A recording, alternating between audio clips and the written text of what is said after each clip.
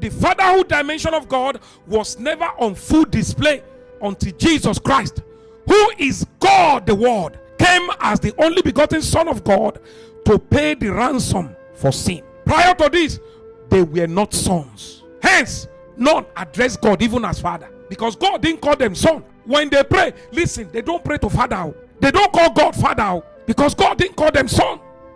All the Old Testament saints, God called them servant. If you read Job 1:8, as mighty and as great Job was, listen, God was talking about Job here. In Job chapter 1 verse 8, he says, have you considered my servant Job?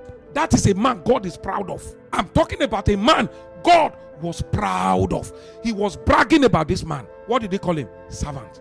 He called him servant. And when Jesus showed up, the incarnated Word of God, he came into time, and when he began to fraternize, had koinonia and fellowship with some certain men, he told them, he says, no longer will I call you what? Servants.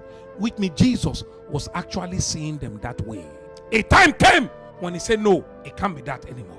The same thing I did with Abraham. The same thing I did with Moses, because these were the only two under the old covenant that God addressed as friends. Friendship is a little higher level than servanthood. And the highest one is sonship.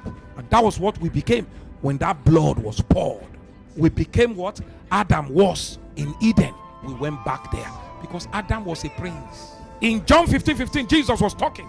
John 15:15, no longer do I call you servants, for a servant does not know what his master is doing. So Jesus was actually calling them servants, because remember, Jesus in the days of his flesh, what covenant were they still under? The old covenant. So he said, well, I'm no longer going to be calling you servants like I did all the generations of men that worship this God, that serve this God.